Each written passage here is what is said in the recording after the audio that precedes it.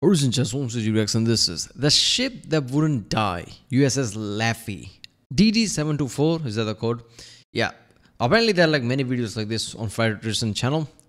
But ships, basically, dreadnought ship, battleship, whatever. So we already seen like few of them, like the last dreadnought type of way, right? Also the one that was like nuked twice apparently. Okay, ship. I always assumed ship being like a obviously like a tank type of way, but it's still like a sinkable thing, right? I always had this like mentality: ships are really easy to sink it if it gets hit with some kind of bomb or torpedo. But if certain nukes can't basically drop it, or I guess this is gonna be something that was like attacked multiple times, still didn't die or type of way. I don't know. Which is like weird, right? That's not what you think of ships, but I don't know. Ships can be like really large as well, like immensely large. So maybe that plays a role. I don't know.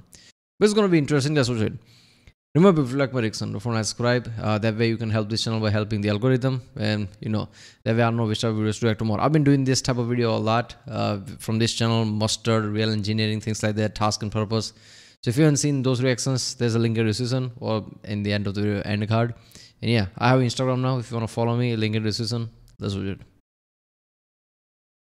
Okay, we talked about the ship that wouldn't sink. I think it only makes sense that now we talk about the ship that wouldn't die. Ladies and gentlemen, I present to you the USS Laffey. Unlike the Nevada, the Laffey is not a battleship. It is an Allen Sumner class destroyer. If you don't know much about naval vessels, destroyers are significantly smaller than battleships. For example, I watched a video about like different type of ships, and destroyer is basically something that protects your fleet, right? Smaller thing, but supposed to destroy things that's supposed to be a threat or something. Basically, it's like firepower ship, but yeah.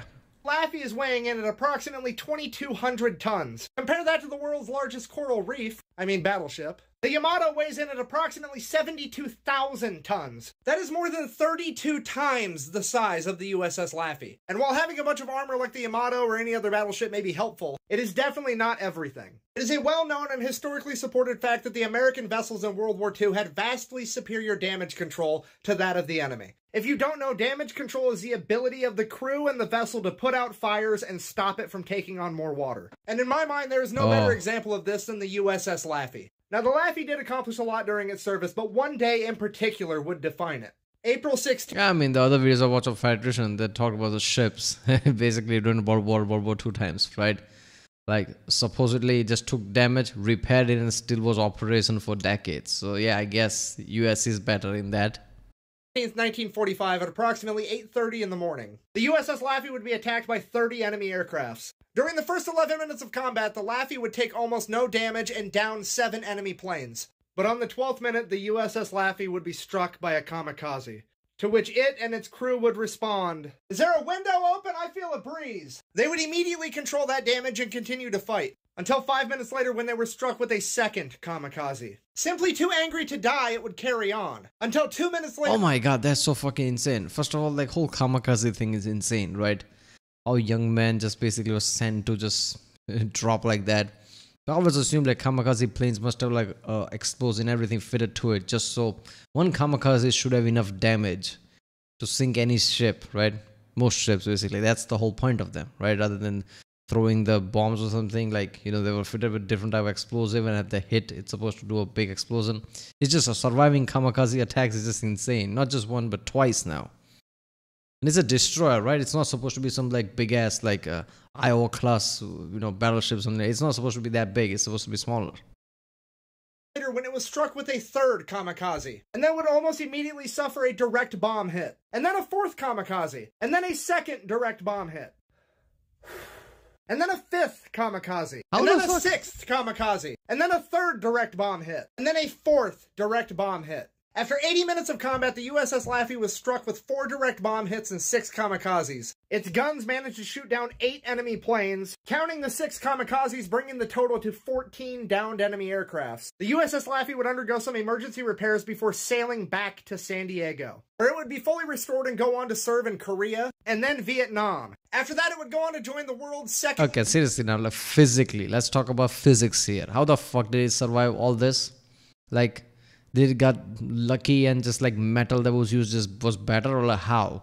Or like crew were so smart that whatever part was stricken, they just sealed it off somehow.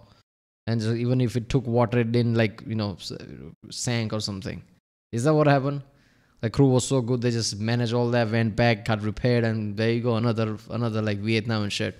That is insane. Like this man like 3-4 bomb attacks, like 5-6 kamikaze attack, and still survives. That is, like, imagine like enemy's mentality, like Japanese mentality at that time. Basically, like, what the fuck? What are we supposed to do? It's a destroyer, man. It's not even like big ass battleship. How much we are supposed to do here? Second most powerful navy, America's vast network of museum ships. It currently resides at Patriots Point outside of Charleston, South Carolina. Now that we've all gotten a history lesson, the shit talking can commence. Wait a minute. Someone like Federation should basically go on a tour, basically, of these places and make videos there of the actual places. That would be so cool, man. All these like ships that are museum and things. Because I can hear all the naval historians in my comment section now. Buh, America didn't have the best damage control. Buh. To which I call bullshit, and I'm gonna prove you wrong right now. But first I do have to give a shout out to the Royal Navy because they too were also damn good at it. It's probably because they're not that fond of the metric system either. They may not be rocking freedom fractions, but they are willing to measure with rocks before they'll use kilograms. Game recognition. Okay, I love every time he just like doesn't miss a chance to shit on metric system. By the way, all this technology that you're flexing on were made using metric system.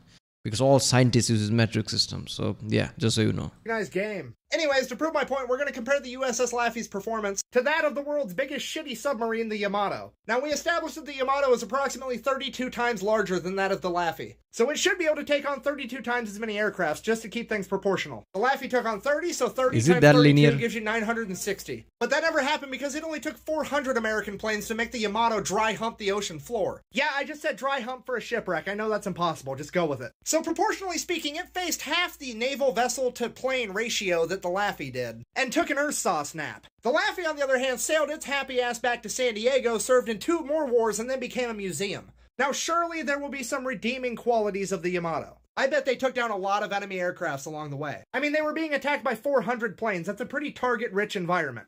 Nah, they managed to shoot down 10. Counting kamikazes, the Laffey took down 14, and it only had 30 targets, not 400. So I'm gonna go ahead and say I mean, can you count kamikazes? Aren't they like supposed to be like some kind of glorified bombs in a way? Like, okay, sure. But yeah, that is true. I mean, it's not just this, man. These other videos I watched, I'm guessing he made this before that. But even in those, like, damage control was like really heavy.